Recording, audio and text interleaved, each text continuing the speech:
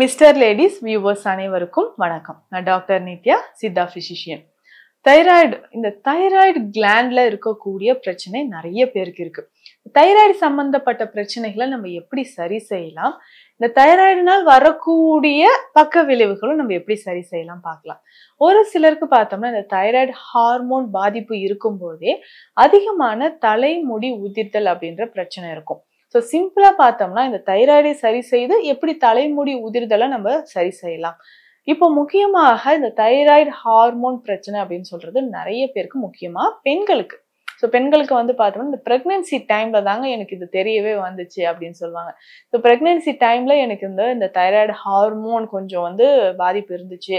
So அப்போ நான் medicines சாப்பிட ஆரம்பிச்சேன். இது அப்படியே கண்டினியூ ஆயிட்டு இருக்கு அப்படின்னு சொல்லுவாங்க. ஒரு சிலர் நான் ஸ்டார்டிங்லேயே 100 மில்லிகிராம் டேப்லெட் சப்ளிமெண்ட் சாப்பிட்டேன், இது கொஞ்ச நாளுக்கு அப்புறம் அப்படியே அதிகமாயிட்டே போச்சு அப்படின்னு சொல்லுவாங்க. ஸோ இந்த மாதிரி தைராய்டு பிரச்சனை இருந்துகிட்டே இருக்கும் போதும் தொண்டை பகுதியில நமக்கு உணவு சாப்பிட முடியல, விழுங்க முடியல, ஒரு மாதிரியான வீக்கம் தெரியுது. இந்த பிரச்சனைகள் இருந்துச்சுன்னா என்ன ஆகும்னா தைராய்டு கிளாண்ட்ல ஒரு வீக்கம் ஏற்படுறத நம்ம பார்க்கிறோம். சரி, தைராய்டு கிளாண்ட்ல வீக்கம் ஏற்படுவதற்கான காரணங்கள் என்ன? மேபி இது நமக்கு ரேடியேஷன் ஒரு காரணமாக இருக்கலாம். ரேடியேஷன் சொல்றது, இப்போ நம்ம நிறைய ரேடியேஷன்ல எக்ஸ்போஸ் ஆகிட்டு தான் இருக்கிறோம். ஸோ மொபைல் போனா இருக்கட்டும், அடிக்கடி ஸ்கேன் எடுக்கிறது, இல்லை வேற ட்ரீட்மெண்ட்டுக்காக நம்ம போயிட்டு இருக்கிறது, இந்த மாதிரி காரணங்களால தைராய்டு கிளாண்ட்ல வீக்கம் ஏற்படலாம். அதுக்கப்புறம் ரொம்ப நாளா நம்ம யூஸ் பண்ணிட்டு இருக்கக்கூடிய ஏதோ ஒரு மெடிசின்ஸ், அதாவது அந்த மருந்துகளோட பக்க விளைவுகளாக கூட இருக்கலாம். இல்ல ஏற்கனவே நமக்கு கைனகாலஜிக்கல் இஷ்யூஸ் இருந்து இர்ரெகுலர் பீரியட்ஸ் இருக்கு, பிசிஓடி இல்ல ஃபைப்ராய்டு யூட்ரஸ் இருக்கு. ஸோ இந்த மாதிரி காரணங்களாலையும் என்ன ஆகும்னா நமக்கு தைராய்டு கிளாண்ட்ல ஒரு ஸ்வெல்லிங் ஏற்படலாம். இல்ல அடிக்கடி லிம்ஃப் நோட் என்லார்ஜ்மெண்ட் வருது, லிம்ஃப் அடினோபதி அப்படின்ற கண்டிஷன் சொல்லுவாங்க. ஸோ தொண்டை பகுதியில லிம்ஃப் நோட்ஸ்ல பாதிப்பு ஏற்பட்டு அதனாலையும் தைராய்டு கிளாண்ட்ல வீக்கம் இருக்கு. இது நாளடைவில் தைராய்டு கிளாண்ட்ல ரைட் லோபோ இல்ல லெஃப்ட் லோபோ நமக்கு பாதிப்பு ஏற்பட்டு வரக்கூடியது. இதுல டெஸ்ட் அப்படின்னு சொல்லும் போது FNAC டெஸ்ட் எடுத்து பார்ப்பாங்க. So needle aspiration test. So இதை எடுத்து பார்க்கும்பொழுது உள்ள எந்த மாதிரியான செல்ஸ் இருக்கு, அந்த ஃப்ளூயிட்ல எந்த மாதிரியான செல்ஸ் இருக்கு அப்படின்றது நமக்கு தெரிய ஆரம்பிக்கும். இப்போ தொடர்ந்து இதை பயன்படுத்தும் பொழுது கொஞ்சம் கொஞ்சமாக நமக்கு, அதாவது இந்த மாதிரி சிம்டம்ஸ் எல்லாம் இருக்கு அப்படின்னா அடுத்தடுத்து நம்ம உடல்ல பாதிப்புகள், முதல்ல சொல்லணும்னா ஹேர் ஃபால் தான். ஸோ ஆண்களுக்கும் சரி பெண்களுக்கும் சரி தைராய்டு பிரச்சனை இருந்ததுனாவே ஹேர் ஃபால் ஆக ஆரம்பிச்சிடும். வெயிட் லாஸ் ஆகிறது, அடிக்கடி உடல்ல ஒரு காய்ச்சல் வர மாதிரி, ரொம்ப குளிர் வர மாதிரியோ, டென்ஷன் ஆகிறது, மூட் ஸ்விங் இருக்கிறது, இந்த மாதிரியான சிம்டம்ஸ் நமக்கு இருக்கும். அப்போ இந்த தைராய்டையும் சரி செய்து முடி உதிர்தல் பிரச்சனையும் நமக்கு சரியாகணும்னா என்ன பண்ணலாம் அப்படின்றத பார்க்கலாம். இப்போ பொதுவாகவே தைராய்டுக்கு ரொம்ப முக்கியமான மூலிகைகள், இதை சாப்பிட்டா இந்த மூலிகையை ஏதாவது ஒரு வகையில நம்ம உணவிலையோ இல்லை மருந்தாகவோ எடுக்க தைராய்டு குறையும். அதே சமயம் நமக்கு முடி உதிர்தலும் குறையும். அப்படின்னா என்னென்ன மூலிகைகள் அப்படின்றத பார்க்கலாம். முதல்ல பார்த்தோம்னா வால்மிளகு. இந்த வால்மிளகு அப்படின்னு சொல்ற இந்த விஷயம் பெரிய மருத்துவ குணங்கள் நிறைஞ்சதுன்னு சொல்லலாம் நிறைய பிரச்சனைகளுக்கு.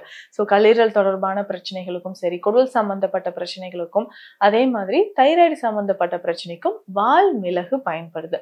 ஸோ இந்த வால்மிளகு இதனோட சம அளவு சீரகம் கலந்துக்கணும். இந்த ரெண்டு மூலிகை தான் எவ்வளவு நாள்பட்ட நமக்கு தைராய்டு பிரச்சனை இருந்தாலும் அது சரி செய்யறதுக்கு நமக்கு பயன்படுதுன்னு சொல்லலாம். ஸோ இந்த வால்மிளகு சீரகம் இது ரெண்டுமே நம்ம நல்லா லேசா வறுத்துட்டு நல்ல ஃபைன் பவுடரா பொடி பண்ணி வச்சுட்டு நம்ம எடுத்துக்கணும். ஸோ இந்த மருந்தை நம்ம எப்படி பயன்படுத்த போறோம் அப்படின்னா, ஒரு 1/2 ஸ்பூன் அளவுக்கு எடுத்து தேன்ல கலந்து இல்லைன்னா வெந்நீர்ல கலந்து குடிக்கணும். அப்படி இல்லைன்னு சொல்லும்போது துளசி கஷாயத்துல நம்ம குடிச்சிட்டு வரணும்.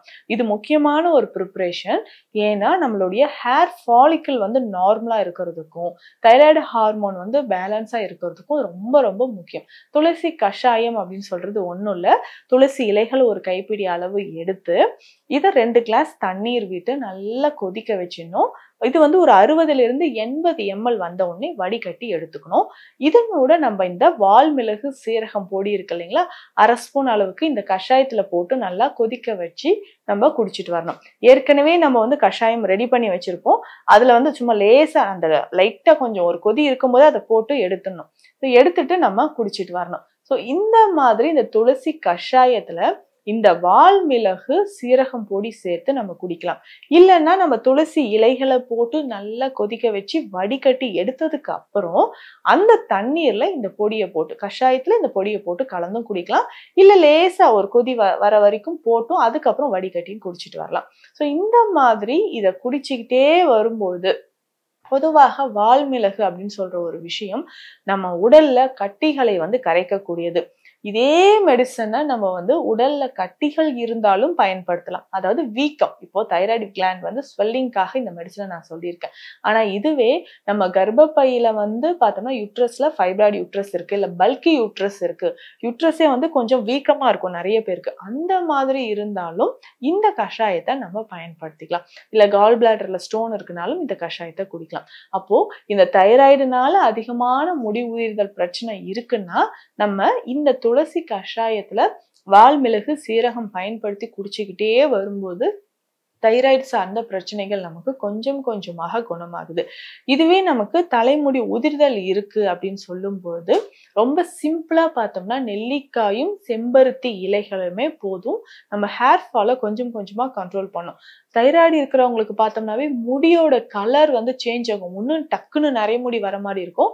இல்லைன்னு பார்த்தோம்னா ப்ரௌன் கலர்ல செம்பட்டை நிறம் அடைஞ்ச மாதிரி ரொம்ப ட்ரையா ஃப்ரிஸியா இருக்கிற மாதிரி இருக்கும். ஸோ இதை சரி செய்யறதுக்கு இந்த நெல்லிக்காயும் அதுக்கப்புறம் பார்த்தோம்னா இந்த செம்பருத்தி இலைகள், பூ மற்றும் இலைகளை நல்லா பேஸ்ட் மாதிரி அரைச்சி வாரம் ஒரு முறை தலையில அப்ளை பண்ணிக்கிறோம்.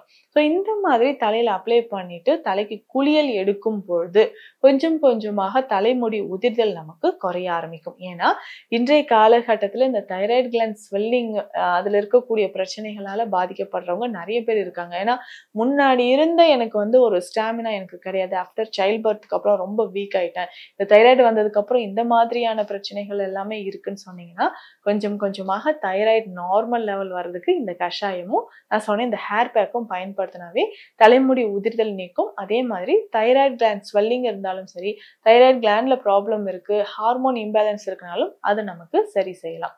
இந்த பதிவில் தைராய்டு சம்பந்தப்பட்ட பிரச்சனைகளுக்கு சித்த மருத்துவ தீர்வுகளை பார்த்தோம். மீண்டும் அடுத்த பதிவில் சந்திக்கலாம். நன்றி.